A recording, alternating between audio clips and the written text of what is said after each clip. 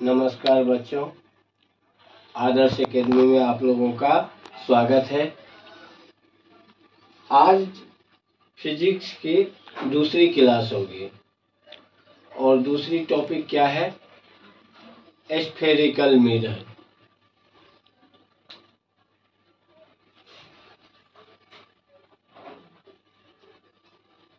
गोलीय दर्पण।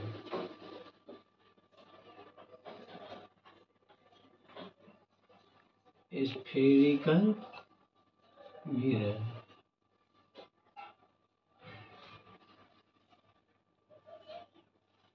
गोलीय दर्पण। गोलीय दर्पण किसी खोखले गोले का अंश होता है।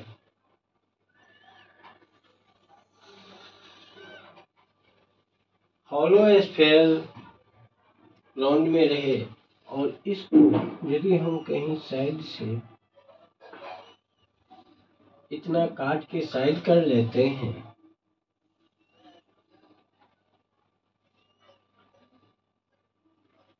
इसके एक साइड को हम पेंट कर देते हैं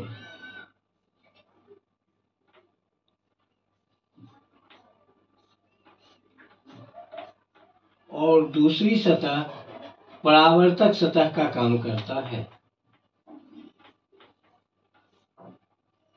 ये वाली साइड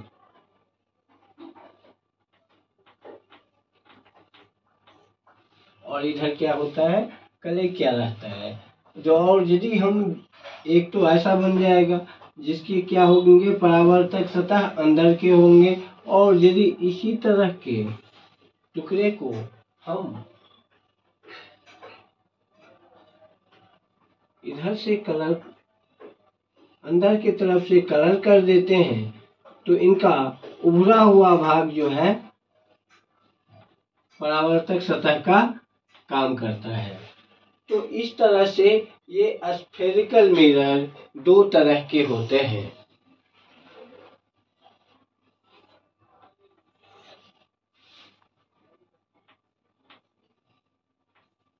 अवतल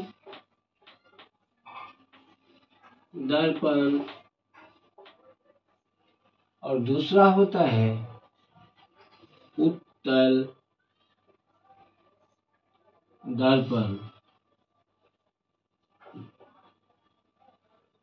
कॉनकेव मिरर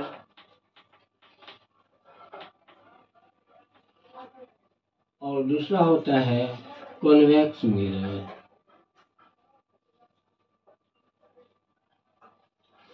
मतलब कोई भी गोलीय दर्पण किसी गोले का अंश होता है। उस गोले के हम यदि उभरे हुए सतह पे कले कर देते हैं और अंदर का या धसा हुआ जो सतह होती है वो परावर्तक सतह बन जाता है, तो ऐसे दर्पण को अवतल दर्पण कहते हैं। और यदि अंदर से हम कलई कर देते हैं और उभरा हुआ सतह जो है वो परावर्तक सतह का काम करता है, ऐसे दर्पण को उत्तल दर्पण या कन्वेक्स मिरर कहते हैं।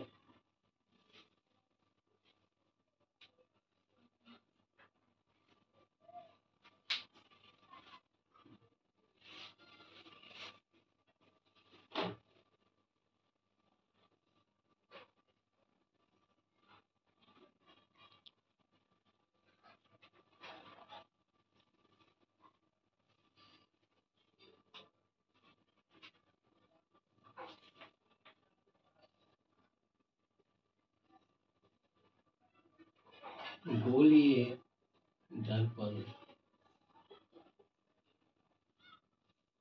वह दर्पण जिसका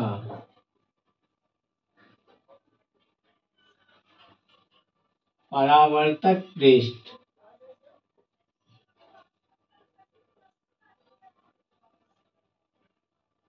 सतह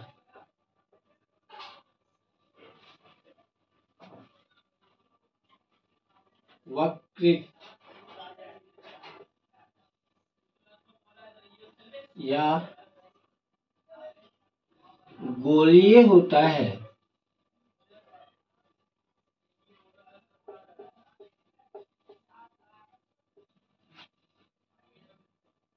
उसे हम गोलीय दर्पण कहते हैं। अब गोलीय दर्पण दो तरह के होते हैं। अवतल दर्पण,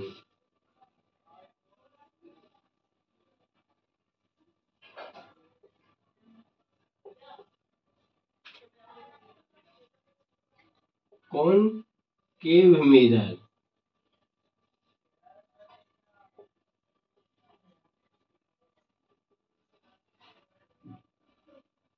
अब हम जैसा कि जानते हैं गोलीय दर्पण जो होता है किसी खोखले गोले का अंश होता है।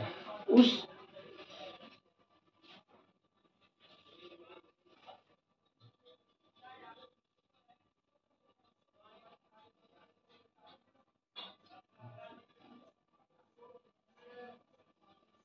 यदि इसके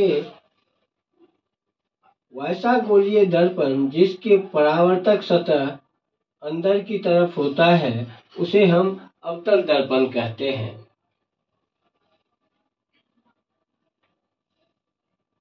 वह दर्पण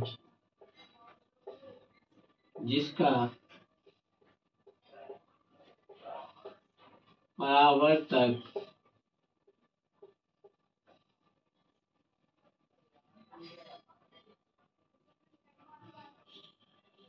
सतह अंदर की तरफ या धसा हुआ होता है, धसा हुआ होता है, उसे हम अवतल दर्पण कहते हैं।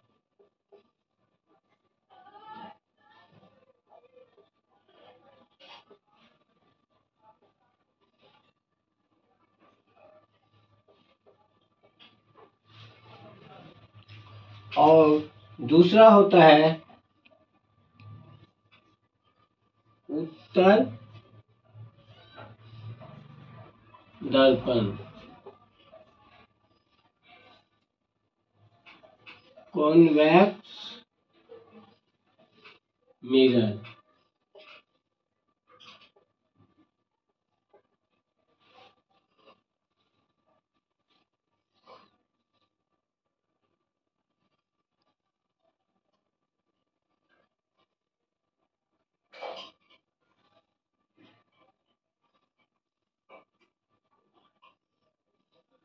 यदि हम अंदर से कले कर देते हैं तो इसका उभरा हुआ पृष्ठ जो है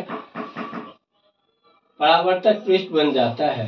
वह दर्पण जिसकी परावर्तक सतह उभरा हुआ होता है उसे हम उत्तल दर्पण कहते हैं। वह दर्पण जिसका परावर्तक सतह उभरा हुआ होता है उसे हम उत्तल दर्पण कहते हैं।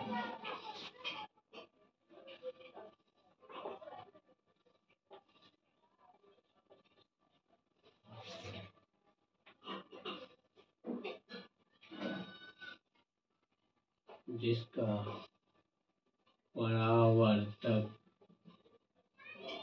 पृष्ठ उभरा हुआ होता है उसे उत्तल दर्पण कहते हैं।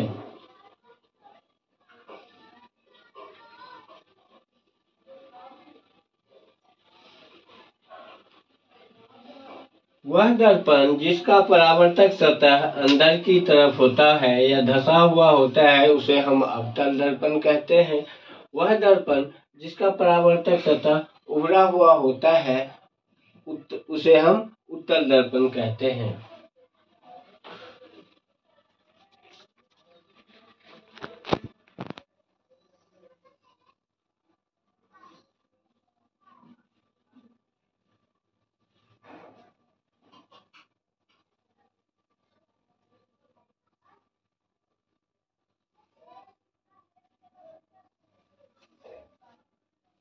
अब है दर्पण से संबंधित कुछ शब्द। दर्पण से संबंधित कुछ शब्द। उसमें सबसे पहले ऊपर आता है ध्रुव, कोल। इसको क्या कहते हैं? कोल। ये जो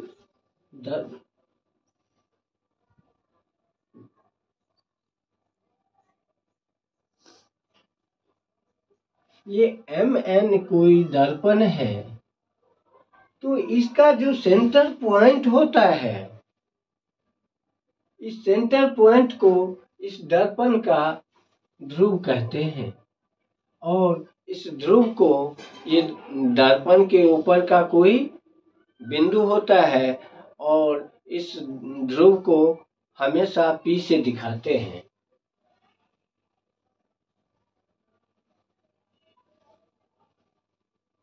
दूसरा वर्ड आता है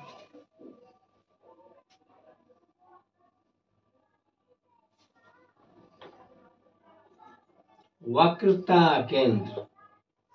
वक्रता केंद्र।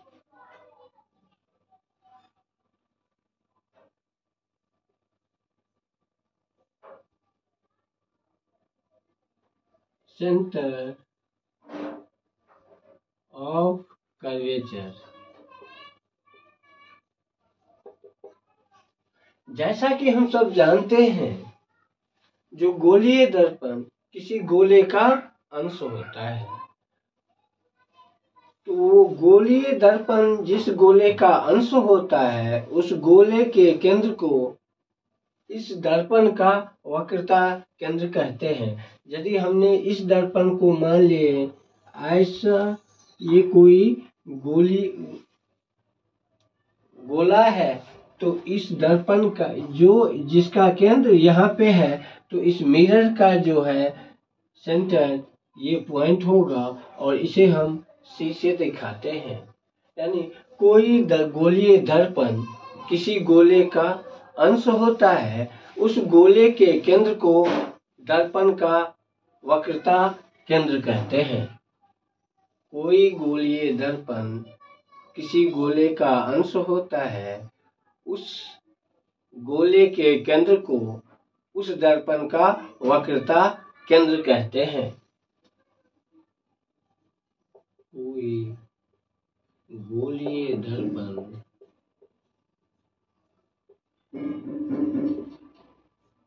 किसी खोखले गोले का अंश या हिस्सा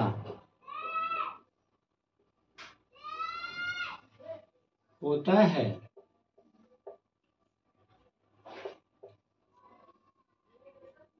उस गोले के केंद्र को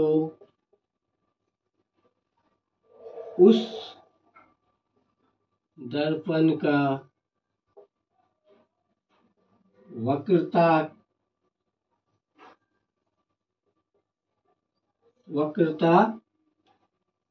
केंद्र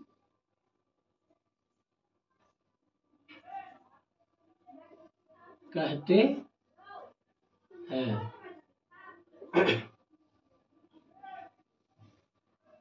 वक्रता केंद्र क्या है?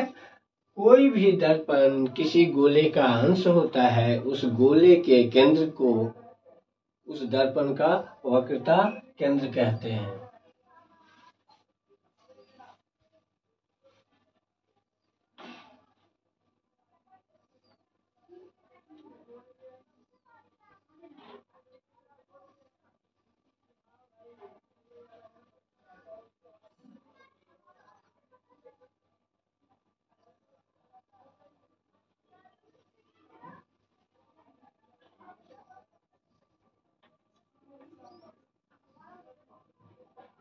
उसके बाद आता है प्रधान अक्ष।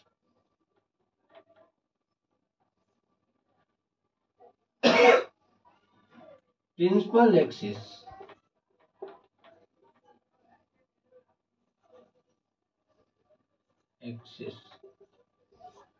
ये क्या होता है?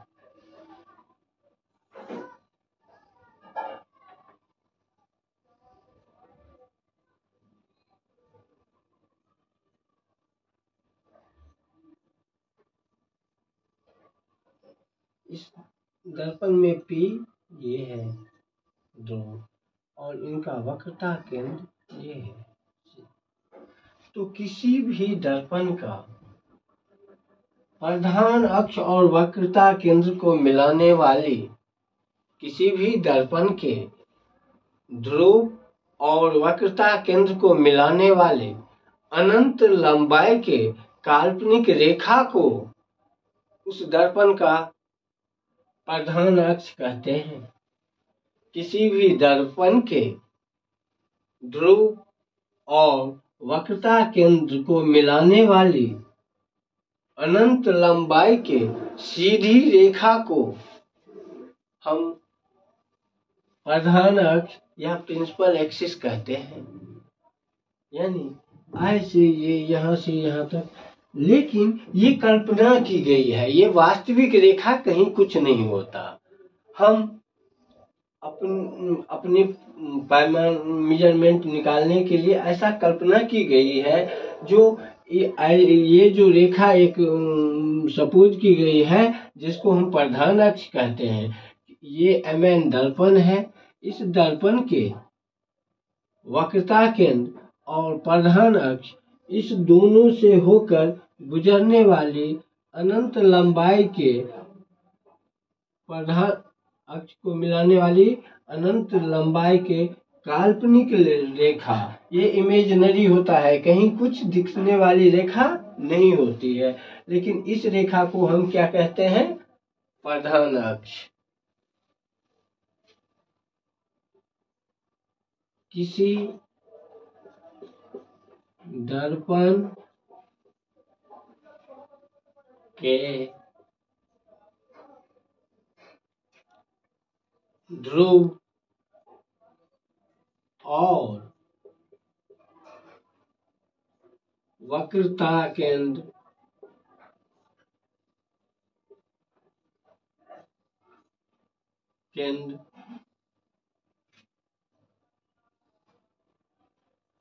को मिलाने वाली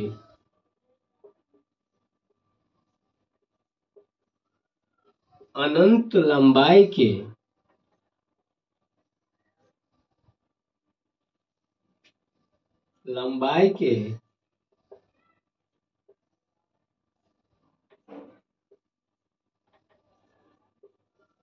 काल्पनिक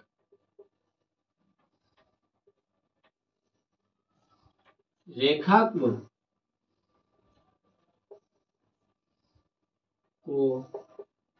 प्रधान अक्ष कहते हैं।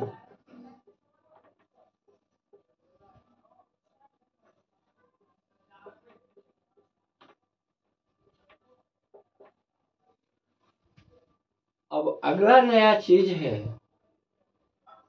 फोकस।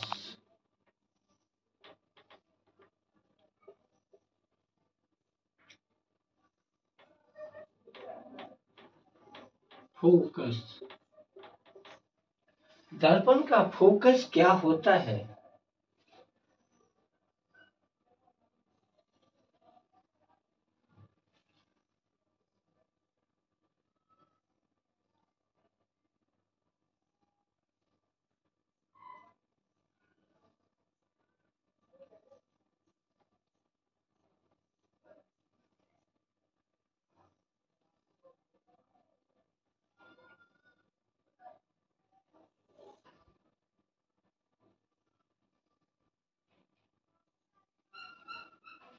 ये ध्रुव है और ये वक्रता केंद्र है।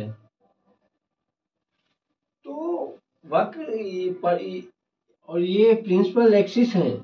तो प्रधान अक्ष के समानांतर आने वाली प्रकाश की किरणें दर्पण से परावर्तन के पश्चात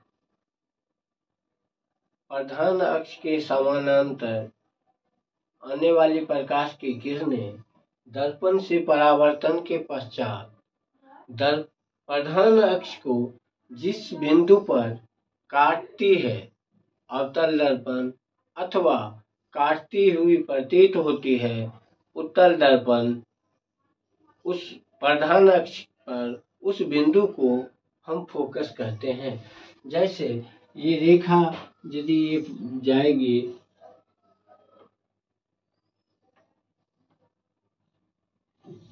यहीं से गुजरेगी, ये दूसरी रेखा जाएगी, ये भी यहीं से गुजरेगी, तीसरी रेखा जाएगी, ये भी यहीं से गुजरेगी, ये इधर से भी यदि रेखा जो जाएगी वो भी इसी बिंदु से जाएगी गुजरेगी।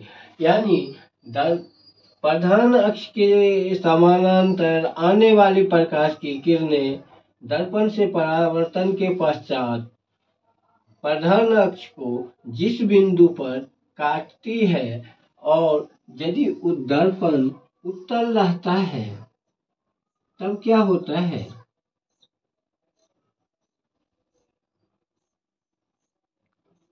ये उत्तल दर्पण है, इसमें प्रकाश की किरणें ऐसे आके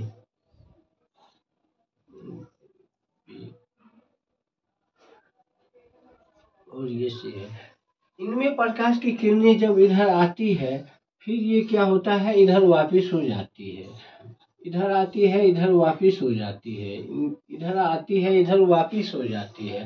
बट हम यदि किसी यहाँ पे आंख लगाएं तो हमें ये सारे के सारे एक ही बिंदु पर से आते हुए नजर आएंगे। ये सारे के सारे जो प्रकाश की किरणें हैं वो एक ही बिंदु से आते हुए नजर आ रहे हैं। ऐसे बिंदु को दर्पण का फोकस होता है, जिसे हम कैपिटल एफ से दिखाते हैं।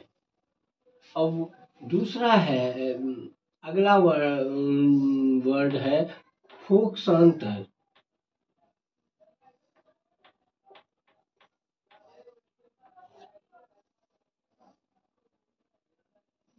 फोकल लेंथ,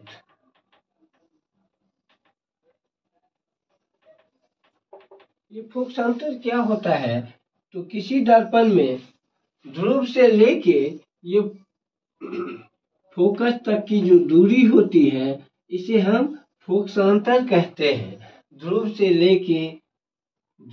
लेके फोकस तक की जो दूरी होती है उसे हम फोकसांतर कहते हैं और इंग्लिश में फोकल लेंथ कहते हैं। इसे हम स्मॉल एफ से दिखाते हैं।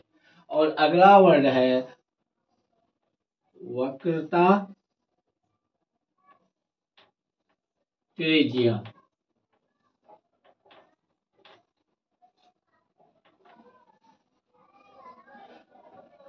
किसी दर्पण में ध्रुव से लेके वक्रता केंद्र तक की जो दूरी होती है उसे हम वक्रता त्रिज्या कहते हैं।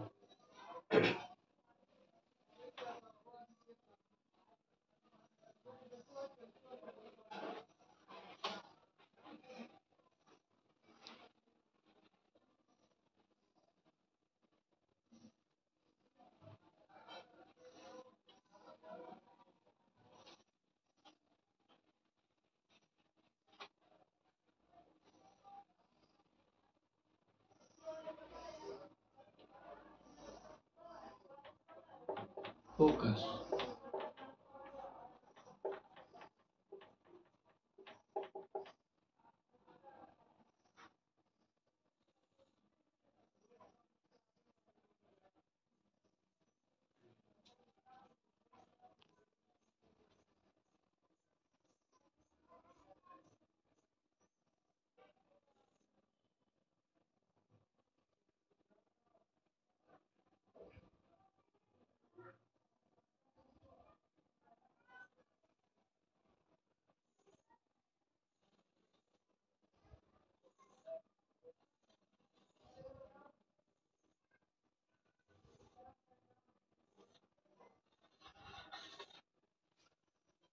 ये हम ऐसा देखते हैं, जो भी प्रकाश की किरणें प्रधान अक्ष के समानांतर आती है, वो सारे के सारे एक बिंदु पर प्रधान अक्ष को काटती है।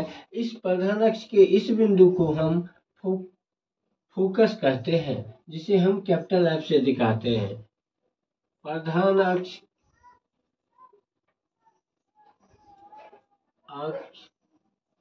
के समानांतर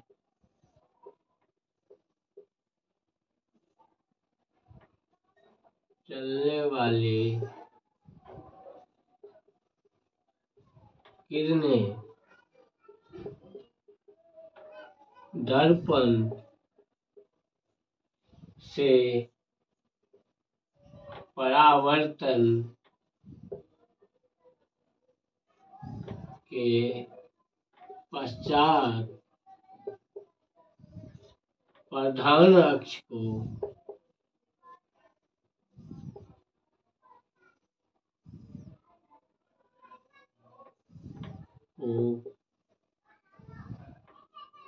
जिस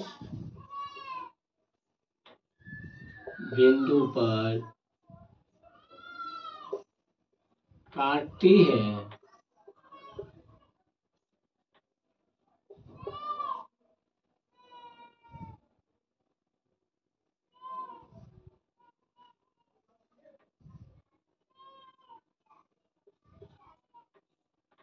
अवतल दर्पण।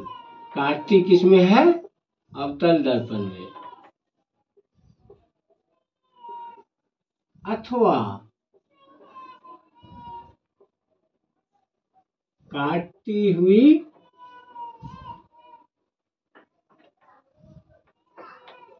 प्रतीत होती है।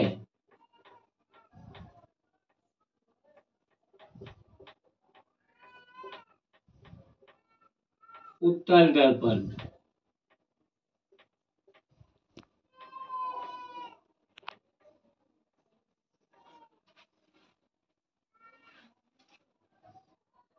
प्रधान अक्ष पर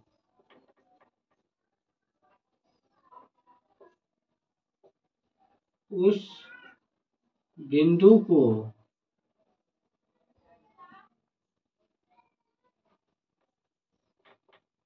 फोकस कहते हैं।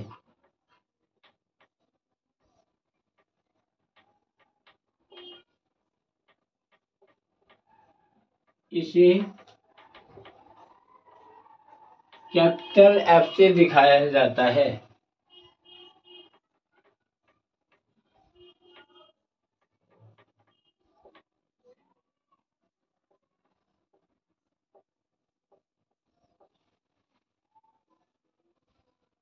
फोकस के बाद अब आता है फोकसांतर की बारी।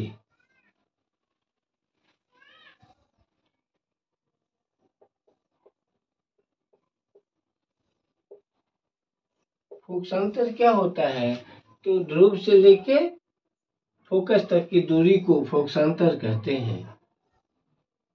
किसी दर्पण में ध्रुव और फोकस के बीच की दूरी को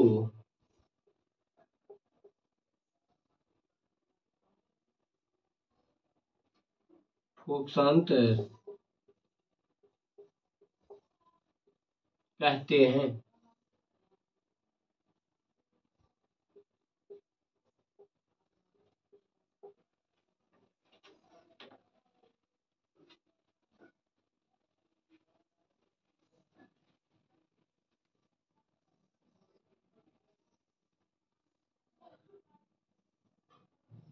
वक्रता त्रिज्या।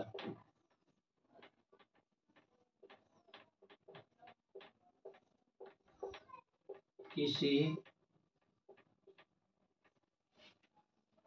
केंद्र से लेके और ध्रुव तक की दूरी को क्या कहते हैं? वक्रता त्रिज्या। और इसे हम छोटे आर से दिखाते हैं। कहेंगे किसी दर्पण के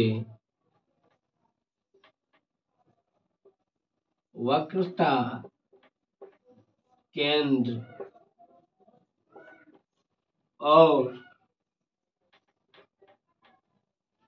ध्रुव के बीच की दूरी को वक्रता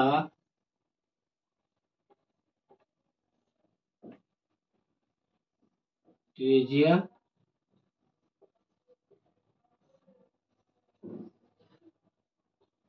कहते हैं। अब है दर्पण का द्वारक।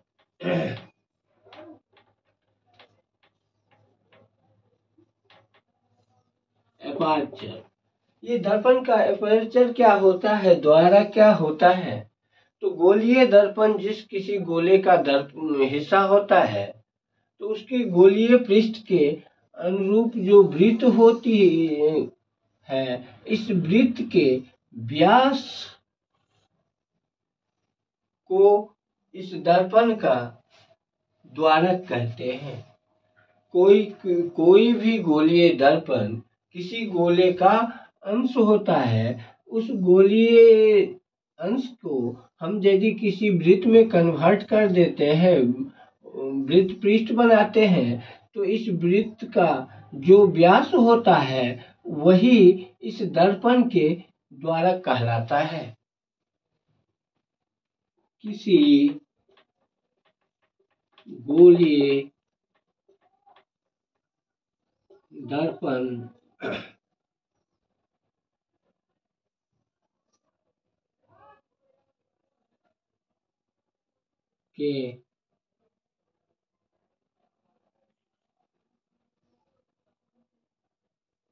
दर्पण के वक्रीय पृष्ठ से जो वृत्ताकार पृष्ठ तैयार होता है,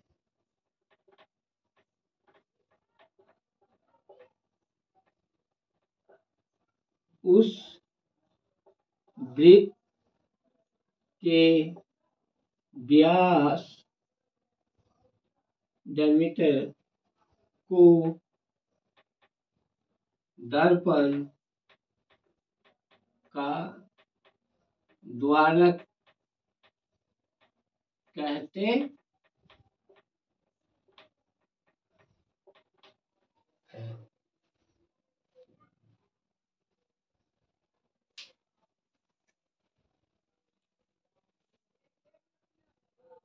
हमारे चैनल को वॉच करने वाले सभी दर्शक को हमारा प्यार भरा नमस्कार। और यदि हमारा वीडियो पसंद आया हो तो ज़्यादा से ज़्यादा तक स्टूडेंट सब्सक्राइब करें और स्टूडेंट्स तक पहुंचाने में हमारी मदद करें। हमारी हर पोस्ट पे हमारे चैनल का लिंक दिया जाता है। प्लीज़ बच्चे तक पहुंचाने में, स्टूडेंट्स तक पहुंचाने में, जो 6 से 10 तक के बीच में पढ़ाई कर रहे हैं, पहुंचाने में मदद करें। हमारे चैनल को सब्सक्राइब करें।